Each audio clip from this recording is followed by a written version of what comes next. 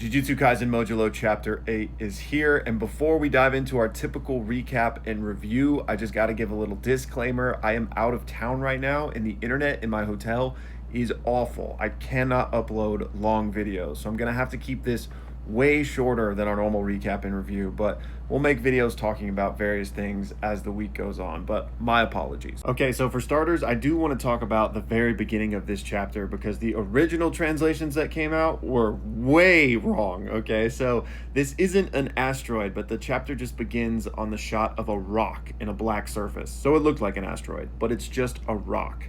And we're basically getting what I believe to be Cross's narration, where he explains that he and Maru's parents were killed when they were young because their land had been basically razed by the government, and his parents were part of like a resistance standing up against that, and they fought until their last breath, and it cost them their lives. And they say that his father died still clutching a rock that he had always thought was just an ordinary rock, but, implying that it might be something much more than that. From here, we get an entire flashback chapter explaining Maru and Cross's backstory and giving us our first glimpse at their alien homeworld. And I actually really enjoyed this chapter. I love their backstories getting fleshed out and the world building expanding. Really good.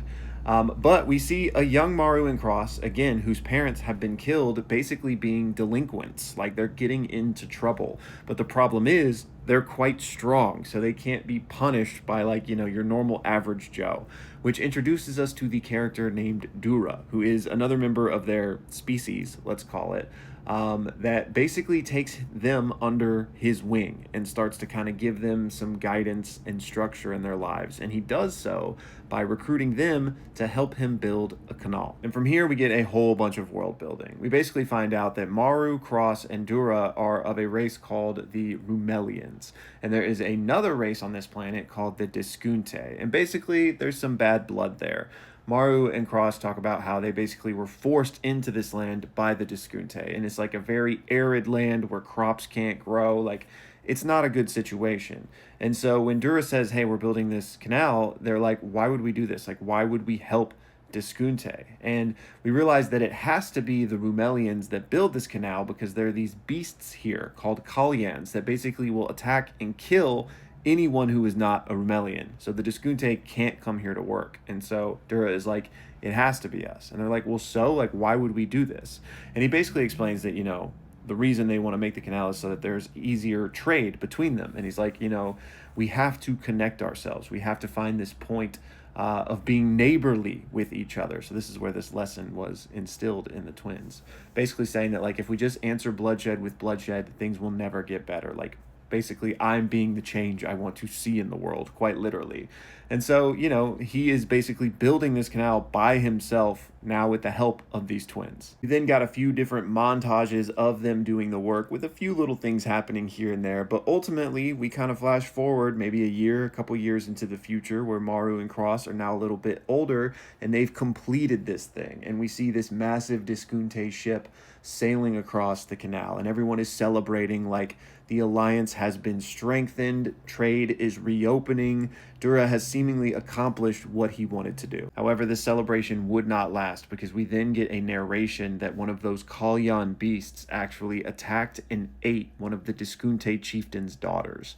And that's where this chapter ends. Again, so many interesting things in this chapter. First of all, this rock that was introduced at the start of the chapter, almost like a little teaser, that Maru and Cross's dad treated like the most important artifact in the world.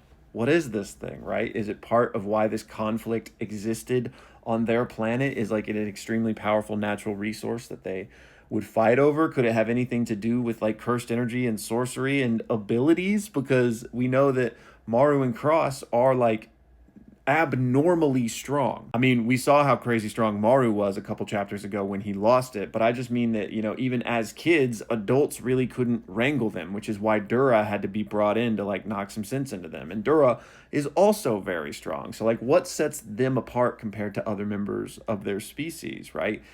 Is it this rock by some, weird tangent? Not literally the rock, and, but you guys get what I'm saying.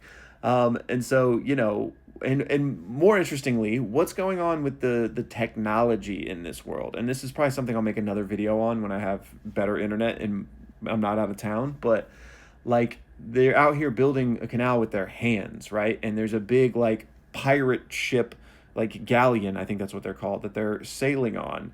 And yet we know that like only a handful of years after that, they're a spacefaring civilization. So what happened on their planet? Also, interestingly, the Kalyan, that like wolf coyote like beast that ends up killing the chieftain's daughter, that is the same name that Maru called this guy Shikigami when he first saw it. He went, "Oh, a Kalyan?" So that's interesting. Anyways, my apologies again for having to cut this video short, but please let me know y'all's thoughts down below, and thank you for watching.